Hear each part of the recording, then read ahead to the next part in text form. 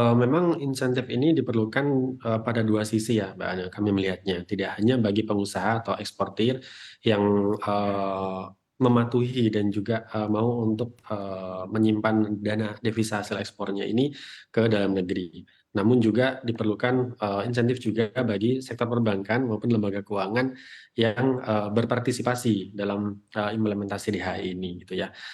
Saat ini kami melihat mungkin ada sekitar 20 ya participant bank atau appointed bank untuk implementasi DI ini. Kedepannya kami berharap ada juga perluasan dan juga penambahan appointed bank, tidak hanya bank konvensional sebagaimana saat ini, namun juga bank syariah bisa dilibatkan juga dalam proses implementasi DHI ini ke depannya.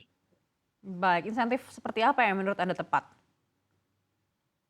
Ya, eh, pada pada konteks operasional perbankan, ada beberapa insentif yang setidaknya mungkin bisa eh, diberikan ya kepada perbankan. Di antaranya yang selama ini sudah dilakukan oleh Bank Indonesia, dana dari DH ini tidak diperuntukkan dalam dana-dana yang memiliki kolateral ataupun tidak diperuntukkan dalam DPK-nya, sehingga bisa dipergunakan dan dikeluarkan dari faktor risiko. Nah, adapun untuk term deposit pada tenor tertentu ini kami melihatnya bisa diberikan insentif berupa peringanan atau penurunan tingkat kesehatan atau tidak diikutkan dalam tingkat kesehatan atau asesmen risiko bagi perbankan yang berkontribusi, sehingga harapannya bagi bank-bank yang nantinya mampu meningkatkan pengelolaan ataupun penghimpunan DHE-nya dari implementasi ini tidak perlu khawatir gitu, sehingga nantinya bank akan lebih mudah lagi, akan lebih agresif lagi melakukan sosialisasi, dan yang lebih utama lebih agresif lagi dalam konteks mengeluarkan produk-produk yang bisa menangkap DHI ini. Baik, tadi Anda sempat mention juga terkait dengan implementasi di bank syariah. Apakah Anda lihat ini akan lebih efektif dari di bank konvensional? Ya, karena saat ini belum ada implementasinya, kami harapannya ya bisa berpartisipasi meskipun dalam jumlah yang amount yang mungkin masih perlu di exercise lebih lanjut lagi gitu. Tapi kami melihat bahwasanya di Bank Syariah sendiri memiliki fleksibilitas yang lebih luas dengan adanya produk-produk yang mungkin secara kodifikasi, secara compliance ini tidak bisa dilakukan di bank konvensional, tapi bisa dilakukan di bank syariah.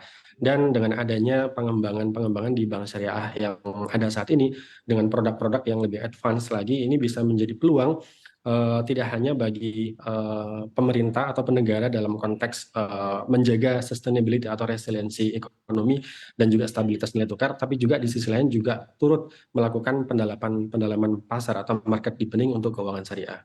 Baik, artinya untuk bank syariah sendiri sebenarnya siap untuk diberikan target yang lebih tinggi daripada bank konvensional. Ya, kami melihatnya demikian, Mbak Ana.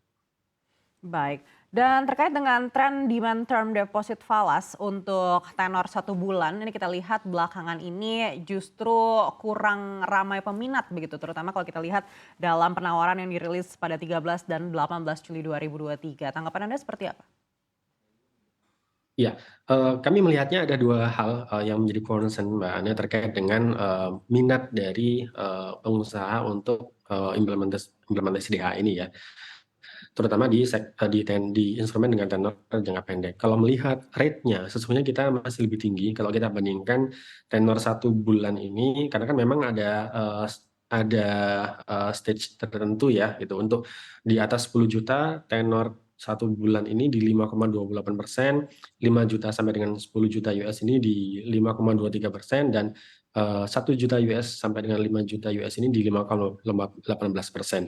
Di ketiga range ini bahkan lebih tinggi dibandingkan dengan Singapore Interbank Offered Rate yang ada di posisi 3,95%.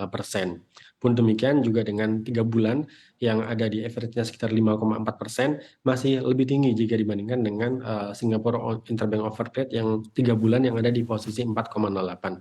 Artinya dari segi competitiveness sesungguhnya yang ditawarkan oleh pemerintah sudah lebih kompetitif.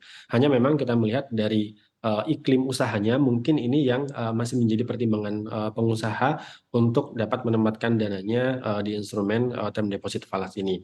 Kami melihat bahwasannya di 3 bulan terakhir memang terjadi penurunan atau normalisasi harga-harga komoditas ekspor utama kita, dan itu juga menjadi concern nanti. Perhitungan cash flow dari pengusaha juga pasti akan mempengaruhi keputusan untuk menempatkan dananya untuk melok 3 bulan ke depan dalam konteks menjaga sustainability dari operasional usaha tersebut. Baik, meskipun sudah ada aturan ini, kembali lagi kepada respon eksportir seperti apa. Anda lihat seperti apa peluang dan juga tantangan untuk bisa menaikkan animo eksportir untuk bisa menempatkan dananya ini? Ya, beberapa pihak ya, seperti eksportir juga sesungguhnya menyambut baik aturan ini gitu, Mbak Aneka. Karena dalam jangka panjangnya dilihatnya akan berimbas kepada stabilitas nilai tukar maupun daya tahan ekonomi domestik. Namun memang dalam jangka pendek ini volatilitas di market, kemudian demand yang masih melemah, dan juga adanya potensi perlambatan ekonomi global, ini yang secara outlook mungkin pengusaha masih akan menimbang dan juga mengukur kebutuhan dolarnya dan juga kebutuhan transaksinya seiring dengan nantinya ketika mereka menempatkan dananya di dalam negeri dan harus di lock selama 3 bulan gitu ya, karena ada kebutuhan untuk menjaga cash flow dan operasionalnya.